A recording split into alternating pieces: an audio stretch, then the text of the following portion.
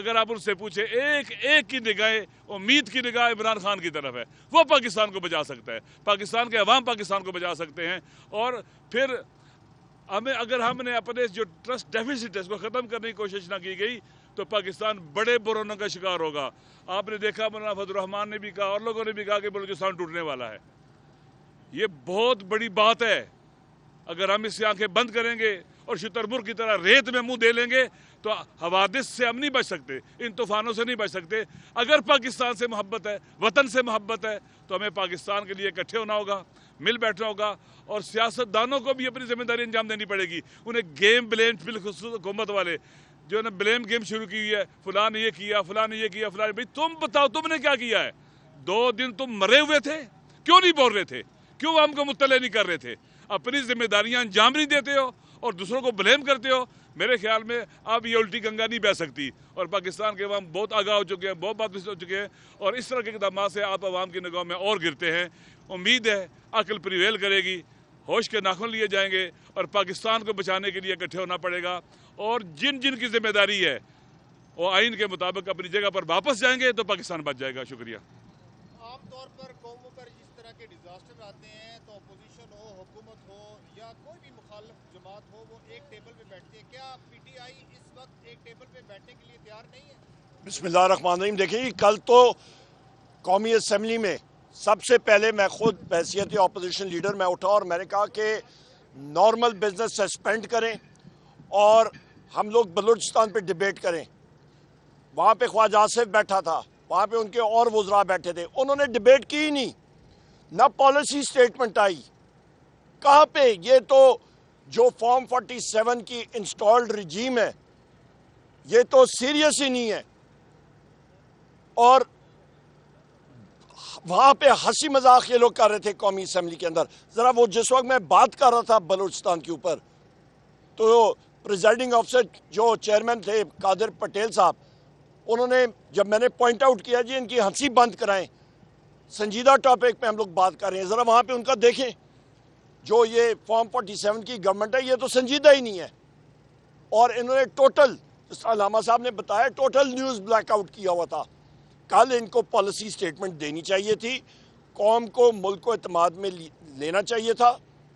اور الٹا یہ چیزیں تو اپوزیشن کی جتنی ہم لوگ ساتھی ہیں آج یہ 1 سال سے کہہ رہے ہیں حالات تشویشناک ہیں، حالات خراب ہو رہے ہیں، اور وہ ہم پہ الٹا چڑھائی کر رہے ہیں، مختلف ہم پہ مطلب وہ کر رہے ہیں، الزامات لگا رہے ہیں. ابھی بھی وزیر اعظم عمران خان صاحب سے ہم لوگ ملاقات کے لیے آئے تھے، کورٹ آرڈرز کے ساتھ آئے تھے پر نہیں ملنے دیا.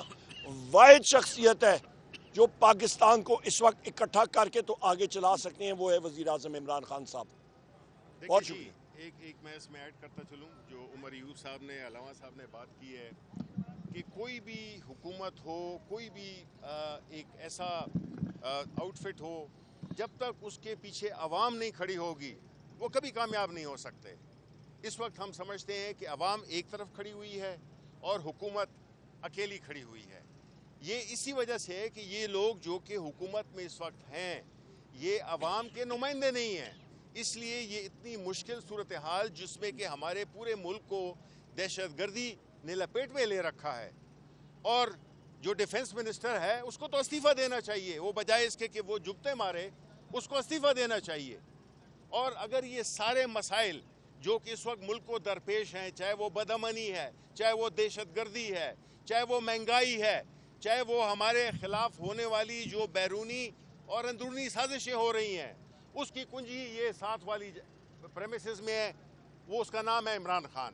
جب تک یہ شخص باہر نہیں نکلے گا جس کی پارٹی اس پورے ملک کے ہر صوبے کی نمائندگی کرتی ہے، اس کی نمائندگی ہے، تب تک یہ سلسلہ بہت مشکل ہے کہ یہ رکے. کیونکہ یہ نااہل بھی ہیں اور ساتھ میں بدنیت بھی ہیں. ان میں مجھے نہیں لگتا کہ وطن کی وہ محبت ہے جو کہ ہونی چاہیے، کیونکہ اگر وہ ہوتی تو وہ ملک کے ساتھ جو کر رہے ہیں وہ نہ کر رہے ہوتے. Thank you. بہت شکریہ جناب. کل جو واقعہ پیش آیا ظاہر ایک بہت بڑا سانحہ تھا.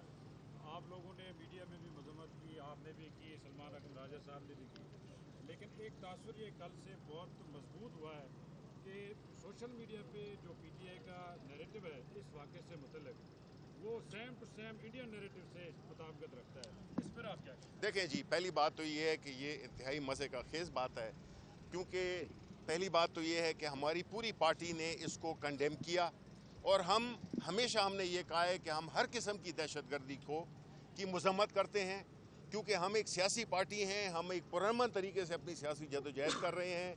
और इमरान खान का हमेशा यही तरीका रहा है कि उन्होंने हमेशा, चाहे वो अफ़गानिस्तान की बात हो, कहीं की भी बात हो, उन्होंने हमेशा मज़ाकरात पे बात की है।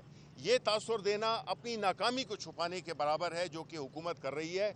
और हमारा पार्टी की बड़ा क्लियर ये पोजीशन रही है बग़ैर किसी इबहम के कि हम वो लोग जो शहीद हुए हैं इस पूरे सानहे में, चाहे वो उसका ताल्लुक पाक फ़ौज से हो, पुलिस से हो, किसी भी लॉ इन्फोर्समेंट एजेंसी से हो, और वो मुसाफिर जो कि इनोसेंट मुसाफिर थे, उनकी शहादत एक बंदा भी नहीं शहीद होना चाहिए था, लेकिन ये हुआ। हम उसकी सख्त तरीन मज़म्मत करते हैं और हम ये समझते हैं कि पाकिस्तान को जो दरपेश मसाइल हैं वो ना उसको सियासी तौर पे हल करना चाहिए, और जो भी सूबे हैं, चाहे वो बलूचिस्तान का हो या वो खैबर पख्तूनख्वा का हो, सियासी मज़ाकरात के ज़रिए उनकी हमें एंगेज करना चाहिए।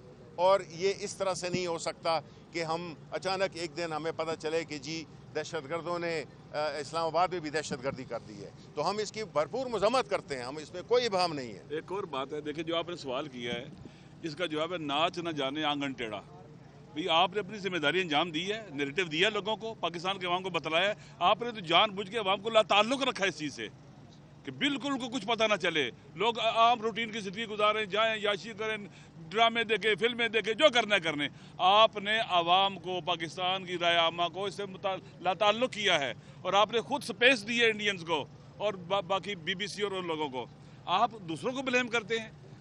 ये ऐसे होता है कि जैसे मुजरिम जो है चोर का जो है ना वो शोर मचाए, चोर मचाए शोर है, ये ऐसे ही है। बहुत शुक्रिया जी।